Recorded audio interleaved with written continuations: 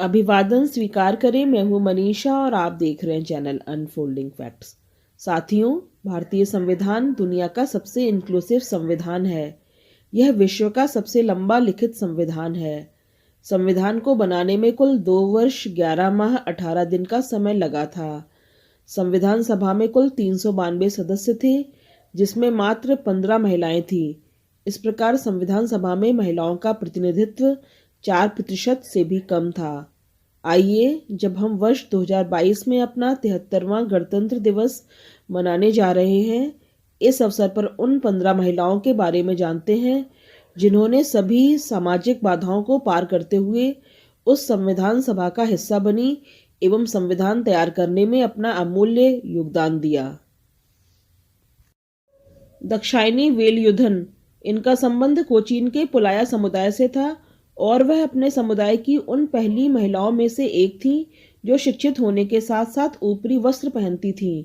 वह एकमात्र दलित महिला थी जिन्हें संविधान सभा के लिए चुना गया था। डॉक्टर अंबेडकर के साथ उन्होंने विधानसभा की कई बहसों में कई जाति संबंधी मुद्दों को उठाया। वे 34 वर्ष की सबसे कम उम्र की सदस्य थीं।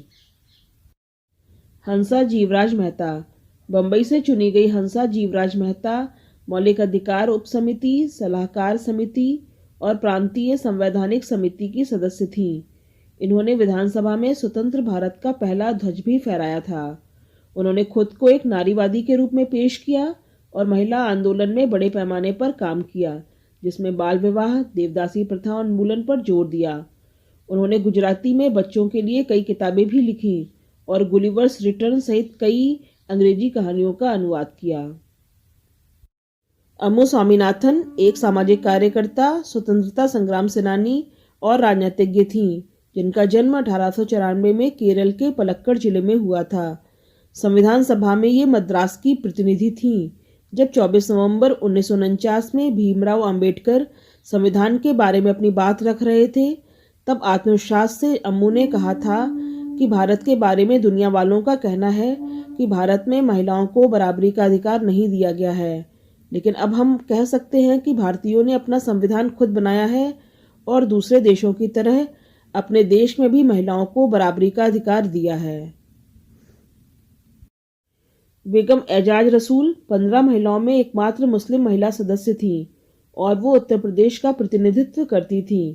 वह अवध के एक प्रभावशाली तालुकदार से संबंधित थीं और एक नॉन रिजर्व सीट से खड़ी हुई थीं और विधानसभा के सदस्य के रूप में चुनी गई थीं। वह पूरे जीवन राजनीति में सक्रिय रहीं। 1950 में मुस्लिम लीग के भंग होने के बाद वह कांग्रेस में शामिल हुई। वर्ष 1952 में राज्यसभा के लिए चुनी गईं। दुर्गाबाई देशमुख ने 12 वर्ष की उम्र में गैर सहभागिता आंदोलन में भाग लिया और आंध्र केसरी टी प्रकाशन के साथ उन्होंने मई 1930 में मद्रास शहर में नमक सत्याग्रह आंदोलन में भाग लिया।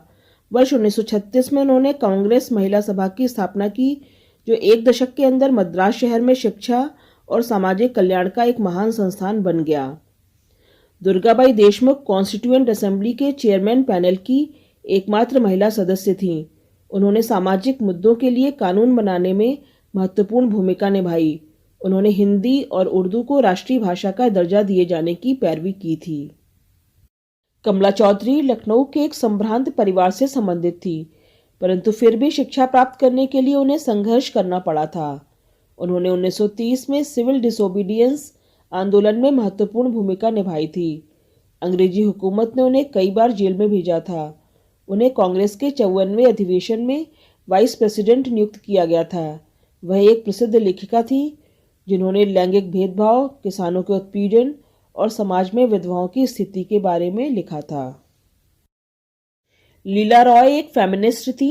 बचपन से ही वो सामाजिक कार्यों, बच्चियों की शिक्षा के लिए कार्य किया करती थी। उन्होंने वोकेशनल ट्रेनिंग को बढ़ावा दिया और उन्होंने बच्चियों की सुरक्षा के लिए मार्शल लॉ सीखने पर जोर दिया। उन्होंने कई विद्यालय और संस्थाएं महिलाओं के लिए समर्पित की। मालती चौधरी का जन्म 1904 में पूर्वी बंगाल में एक प्रतिष्ठित परिवार में हुआ था।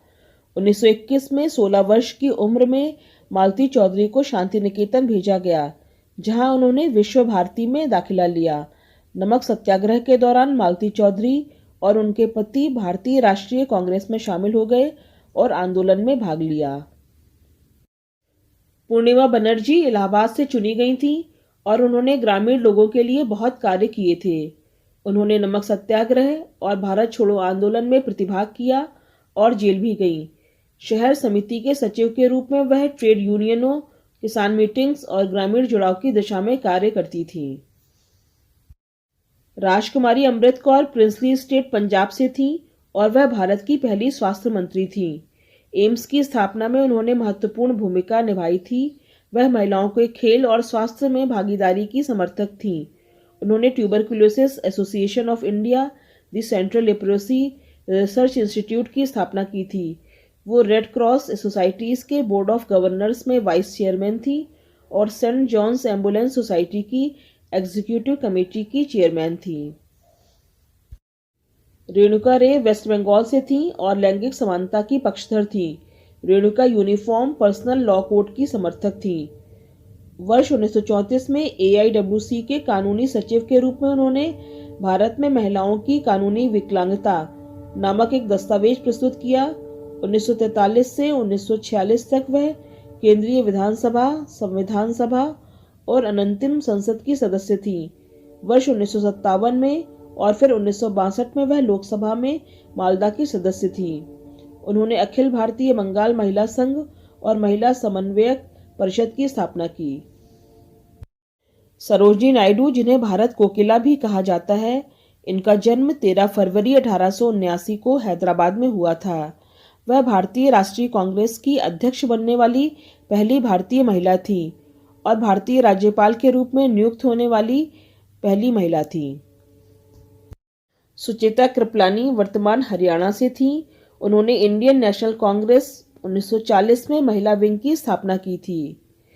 उन्हें विशेष रूप से वर्ष 1942 के भारत छोड़ो आंदोलन में उनकी भूमिका के लिए याद किया जाता है।